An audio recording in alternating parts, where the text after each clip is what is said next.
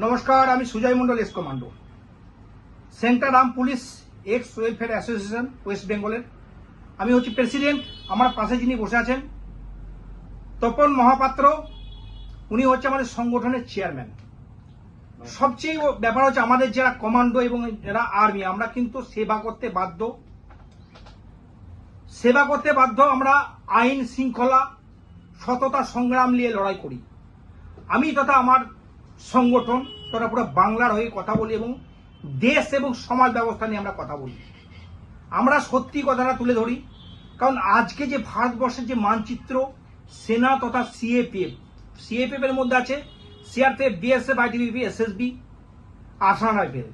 তার সঙ্গে সঙ্গে বলি, আমাদেরকে যেভাবে ভারতবর্ষের মানচিত্রে যেভাবে আমাদেরকে ব্যবহার করা হচ্ছে, যেভাবে আমাদেরকে ইউজ করা হচ্ছে, যেভাবে আমাদের আওয়াজটাকে শোনা হচ্ছে না, সরকার যে বা যারাই হোক না কেন, কেন্দ্র সরকারের মধ্যে যারাই থাকুক না কেন, সেইভাবে কিন্তু আমাদেরকে সেইভাবে ধ্যান দেওয়া হচ্ছে না।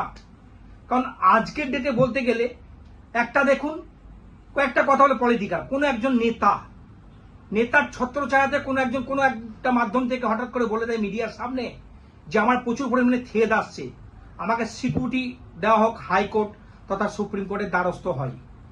কিন্তু যারা হয়তো সেনাবাহিনী রিটায়ারমেন্ট, যারা সিএপিএফ থেকে রিটায়ারমেন্ট, তাদের কি কোনো রকম থেদ আসে না?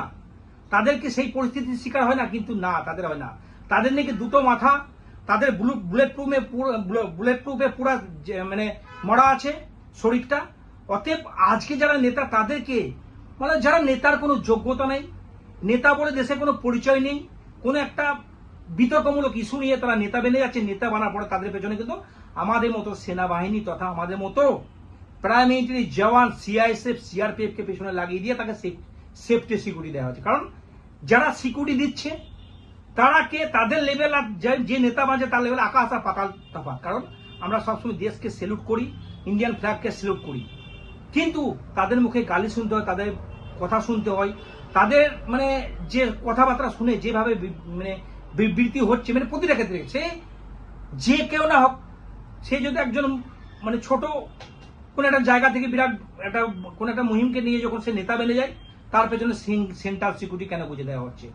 হাইকোর্ট কি আদৌ দিচ্ছে না সেটিং করে তাদেরকে দেওয়া হচ্ছে? এবং আমাদের যে দেশ সুরক্ষার ভিতরে সুরক্ষা, কিন্তু তাদের সুরক্ষা আজকাল বেশি হচ্ছে।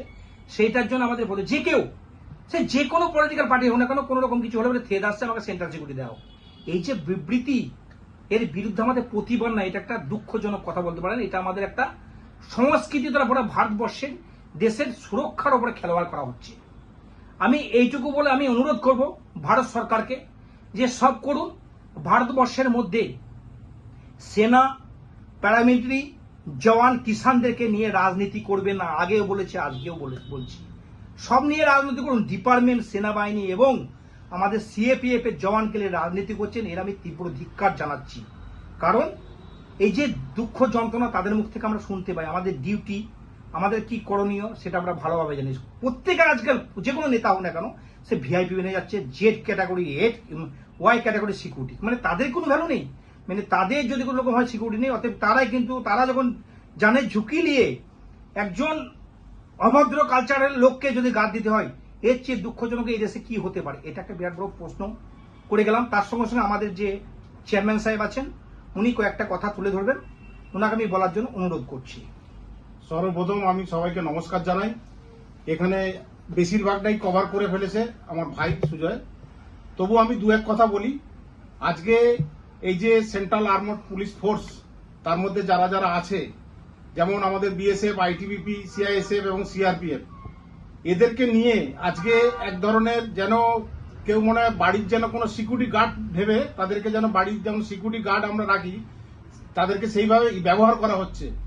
কেননা যে সমস্ত সামনে যেমন যাদের নিয়ে আজকে সিকিউরিটি যাদের পিছনে দেওয়া হচ্ছে, অ্যাকচুয়ালি যদি দেখা যায় তারা নিজেরা জানি না কোথা থেকে তারা নিজেরা মনে করছেন যে আমাদের খুব জীবনের খতরা, আমাদের বাইরে বেরোলে আমাদের লাইফ রিস্ক আছে।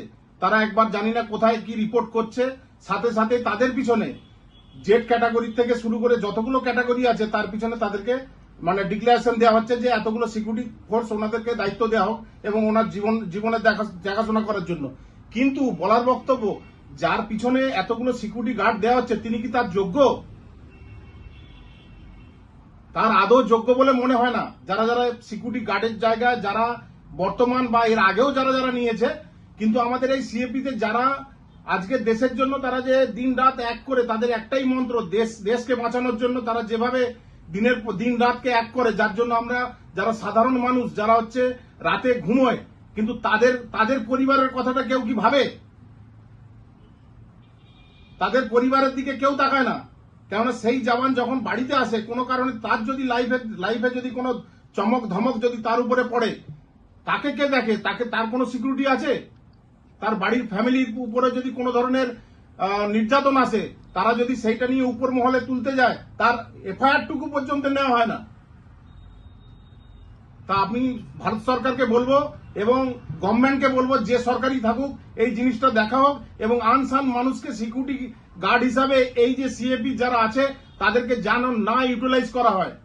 তারা কোনো বাড়ির আপনার সিকিউরিটি গার্ড নয়, যে বিভিন্ন সংস্থা থেকে যেভাবে সিকিউরিটি গার্ড কে আমরা ফ্ল্যাটে কারোর কোম্পানিতে যেভাবে লাগাই, এরা সেইভাবে ব্যবহার করছে মানুষকে। এর আমি তীব্র ধিক্কার জানাই। জয় হিন্দ, বন্দে মাতরম। জয় হিন্দ।